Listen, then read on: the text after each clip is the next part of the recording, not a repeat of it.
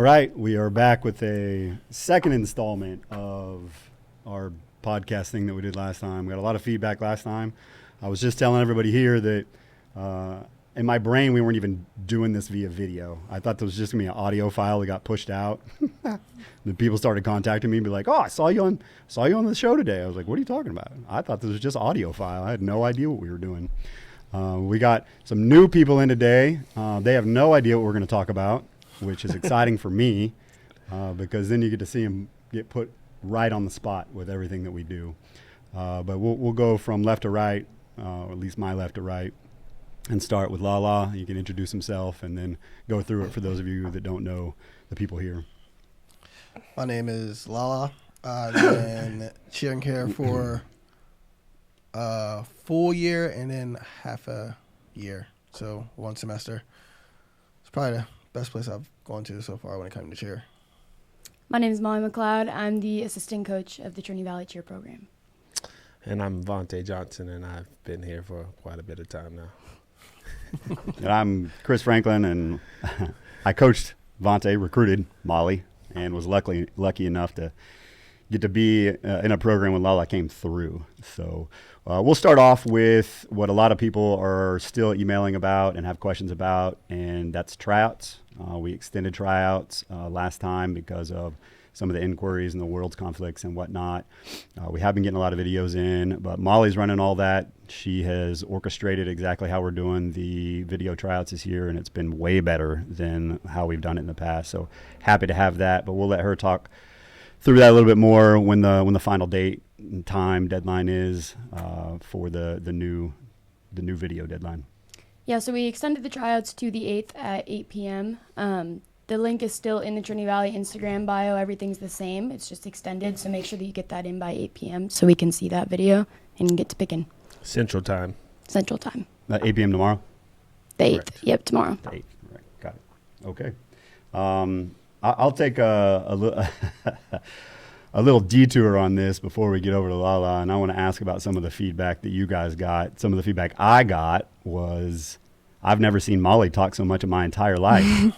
So on that note, let's start with Molly and see what kind of feedback she got on the last time we did something like this.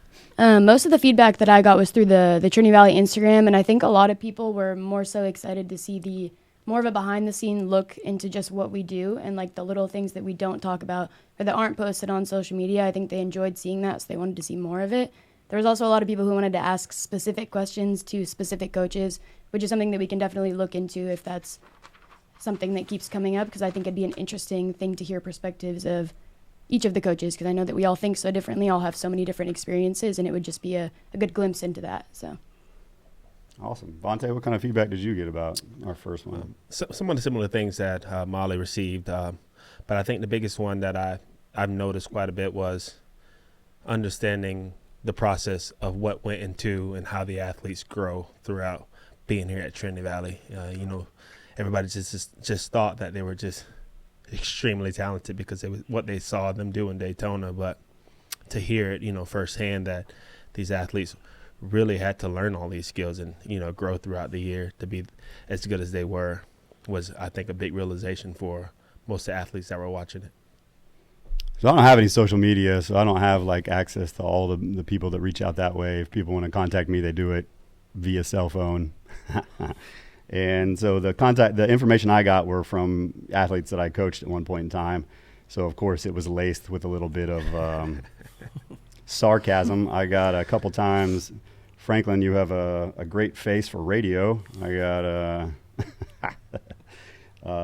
got a couple of other things that probably can't say on the air. So thank you, Alumni, for your courteous comments regarding our first show. Appreciate that. But glad to hear what you guys said. That's a real big one that Vontae and I have talked about for years, about how people assume that what they see in April is how we start. It is not. We pride ourselves on being a growing college and a teaching college, not just academically, but also cheer-wise. All right, so Lala's the guest that we have today. He talked a little bit about himself. Before the show started, you were talking about how you're going to be headed overseas a couple times this summer, do some cheer stuff. Going over to France and England first to do a camp in France. I did it 2 years ago for the first time, and then last year again where Vontae joined us, and it was just different. Like, I understand that we in America, we have like more cheer oriented like things, like it's just bigger here, so the skills and like the prices are different. But then I went over there and people were like, do you want to do privates? I'm like, yeah. But the prices were like 40 euros for an hour, and I'm not used to getting paid 40 euros for an hour. So it was a big difference, but the talent is still there, and I think they're even like hungrier for getting skills than we are because they don't get a chance to do those skills. We had a lot of international athletes this year, and I thought it was great. I was very impressed, especially stunning-wise, with our international athletes, including one from France. Correct. Sim. Yeah. Met Sim last year. Well, I met him before last year, but it was at Worlds when I met Sim. And then I got to go to France, like Lala said, with them last year. And Sim was great. He got to translate for us. And for those of you guys that don't speak French, it is not an easy language to just try to pick up on. So everywhere we went, Sim was our savior. Yeah. As far as ordering food, anywhere we needed to go, I was like, Sim, please. So, but again, Sim worked really, really hard. As far as watching him at that clinic when I worked with the camp last year, I got to see him in his element, got to see the skills that he was able to do. And again, it was a no-brainer for him to be on the team with us. So we were glad to have Sim this year. Yeah. And Molly, you're also going overseas. Barcelona, you said? I am. I'm going to Barcelona. I've never been, but I'm super, super excited. I've been to Poland for cheerleading. Other than that, I really haven't taken many out-of-the-country experiences, but it's something that I'm looking into doing.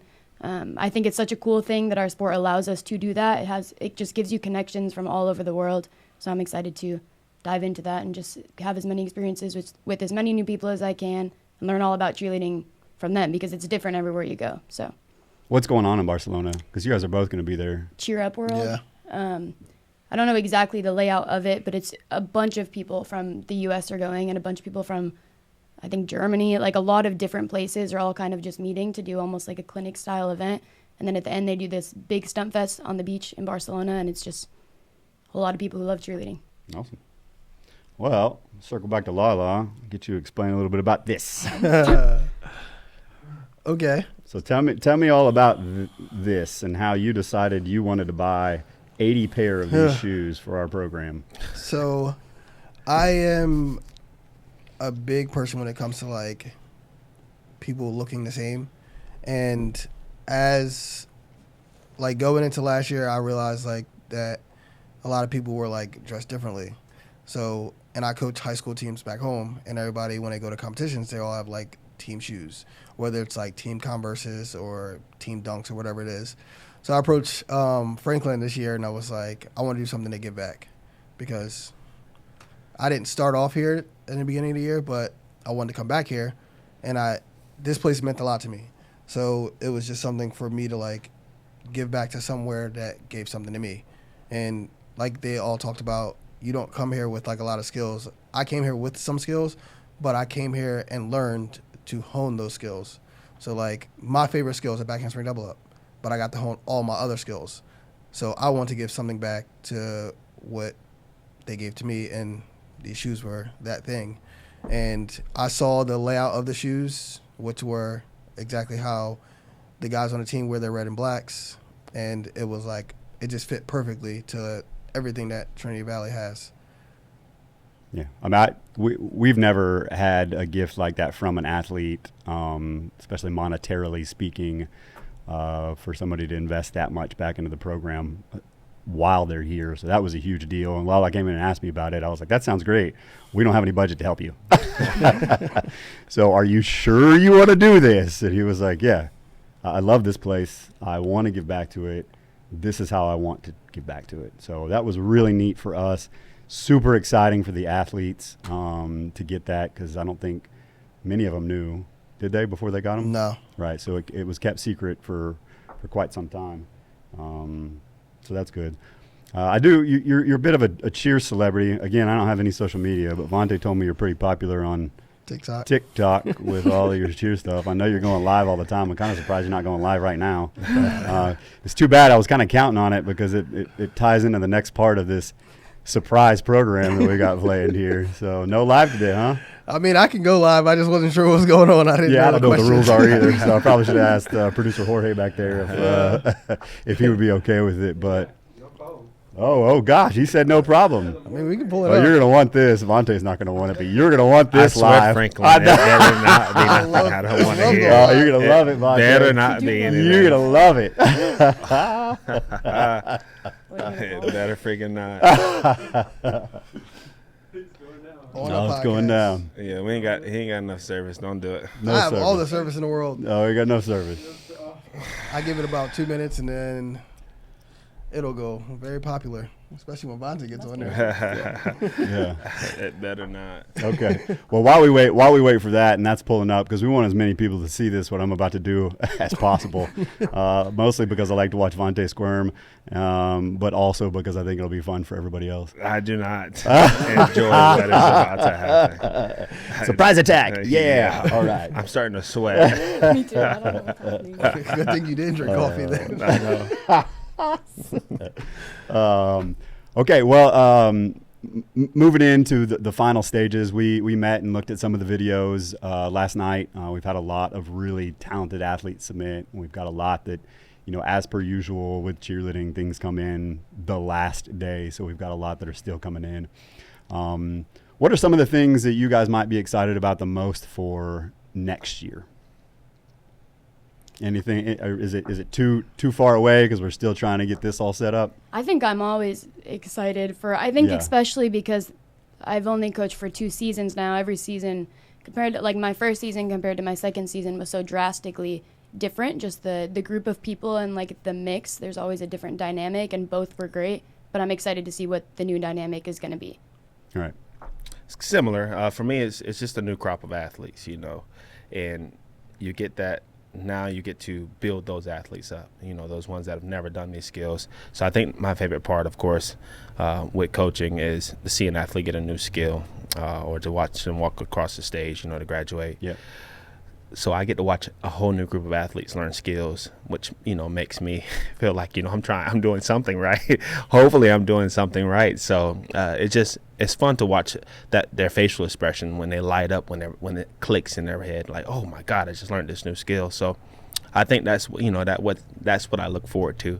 Of course, you're going to have the struggles in the beginning, getting used to college life, but watching them get in the cave and seeing it in practice clicking is what I'm looking forward to. What Vontae said too about the light bulb moments, I think there's so many of those, especially first semester, which is really, really exciting. So I'm excited to see more light bulb moments because I think as a coach, that's one of our favorite things to see. It's exciting watching someone click and understand something that they've been trying to understand for so long. And I think first semester, those happen a lot. So. Yeah, I agree. I think when people first get here, they're super excited. We see a lot more cave usage. Then your second semester kind of pours into working more specifically just on the skills that we do in the routine. So that first semester is a lot of fun. What a lot of people don't realize about junior colleges is they're designed to be 2-year schools. Sometimes athletes stay a little longer than 2 years, but we lose roughly half a team a year. And so there's also that leadership aspect where you come in as a rookie, you're learning the ropes of college cheerleading, of Trinity Valley as a whole, of how your coaches coach, of how your brand new sophomores lead, and then you kind of develop your own system of how you want to lead the following year as a rookie. A lot of people come in with good leadership skills when they get here, but then they get to hone them up or change them or pick and choose which styles they may want to apply for second year. So I always like seeing the sophomore class, come in always thinking they're going to do so much better than their sophomore class, and then they get the first talking to from the coaches about being sophomores and what it really means, and then everybody's like, oh man, I miss rookie year. Yeah. I want to go back to being a We rookie. tell them all the time, hey, love your rookie year. It's the best part. Well, you did a rookie and a sophomore year. What were the ups and downs of each? My rookie year was a little different, I guess, for most, other than maybe Poppy. Yeah. Because More seasoned athlete. Yeah. I'm a little older than everyone else, so trying to follow a lot of rules that I haven't followed for about 10 years or so was very different. But I tried to listen as much as possible. I didn't get in trouble. I think I got in trouble once, but it was for being late. Yeah, I remember that day. It was 30 seconds late. You were super happy 30 with me. seconds and late. Baby. You were 30 seconds late, but hey, you ran those hills and you didn't Yeah. complain about it, so I appreciate that. Yeah. But for rookie year versus sophomore year was completely different. I mean, I came back as a sophomore, second semester, and I'm not going to lie, I even said this to Devontae. I came back and I was like, oh, we're going to struggle. But we did struggle, but then we kind of clicked together. We had a lot of sessions. I mean, Definitely. everybody kept calling me Coach Lala because I just kept adding extra practices in because I didn't want to lose. Yeah. Like last year was like hard, and like I was like a rookie here, and I was still like, this hurts. So this year was like I needed to win. Like we had to win, and we had to put in all the work that we needed to do. But I learned all of that stuff from just listening my first year instead of like talking. Like a lot of people come here and they're like, oh well, we're all great, so we should all have a voice. But sometimes you don't have to be a leader. You don't have to be a voice to lead. And I just wanted to listen my first year, and then came back my sophomore year, and I had more of a voice, and people respected that voice versus just like, okay, cool, he has skills. Like I wanted the better for the team versus the better for myself. You get it? That's one of our favorite parts as coaches, to get to watch how that whole system works out. And I think you're right. People did really respect your voice, especially leading up to nationals. I think that leadership really shined through. Okay, it's been a few minutes. Now we're getting ready. We're at 177. I tell people this all the time. That it amazes me that with as little as Vontae stunts now, that he still is able to grab any girl on the team, do a couple stunts with whatever's going wrong, feel it, know, teach it, and move on. And then I usually go a little bit step further than that, and I'm like, and he's still the best stunner on the team. Crazy. So here it comes. And Here it still. comes. I still think Vontae is the best stunner here. We've got some great guy stunners, but Lala, you're pretty exceptional. But I think with a one try system with a couple minutes to warm up, regardless of the skill, regardless of the girl, I think Vontae tops everybody still, including you. So let's issue a challenge. I like it. Let's issue a challenge. And since Molly likes Ooh. it, she can be the flyer. Okay. All right. Done deal. Oh, I love it. We're going to issue a challenge. Done deal. Now Can we talk about the fact that I did beat him in a Hansky contest? Did you? Yes. What? When he used you, I used Haley. We were in I Cardinal. don't even remember that. You lost. You know you lost. I hadn't stunned in a while. Debatable. And we didn't have enough time to work. And Debatable. He used Haley. This is Debatable. your pride and joy. Yes. We don't stun anymore. Yeah. They don't get reps in. So I will set up the system, and we will take some input on the crowd base to see what stunt maybe they want to see, and maybe we'll put something together and we'll really test it out. We'll do a little Lala versus Vontae, and Molly will be the athlete. If it's a back handspring double up, he's losing. Oh, Easy He knows dub. Easy We dub. might both be losing. Easy what'd you dub. say, Molly? You I might said both be we might losing? both be losing. Easy Oh, dub. too funny. Okay, well, is there anything in specific that you guys want to cover more? We talked about tryouts and the rest of it. We got to introduce the shoe, which was such a great benefit from you, and a little bit more personality. Plus, we've got a challenge to do coming up, which I'm going to be super excited about. I can't guarantee that ball up one arm stretch is going to be it, but that's one of my favorite stunts to watch of all time. I Easy feel like win. Lala would definitely lose if it's a ball up one arm stretch, because Vontae would probably be like, go left. Yeah. And Lala would be like, Yeah, I'm not doing that. Exactly where my head was at. I'm gonna just catch it on good the job. Ball up one arm stretch, lefty. Lala would be like, I don't know about that. He is pretty good at backhand spring dubs, though. He is I give good him at back that. dubs. I've seen you teach a lot of girls back dubs. I wasn't going to talk about this, but let's just throw it out there. You can name yourself if you think. Best male athlete to come through Trinity Valley at the skill of double up. Not back double up, double up. Who do you think the best male athlete to come through Trinity Valley in the years that you've been here is the best at doing double ups? For me, that I've seen, Mhm. I will have to give it to Vontae. Vontae or Ale for me. Or Josh.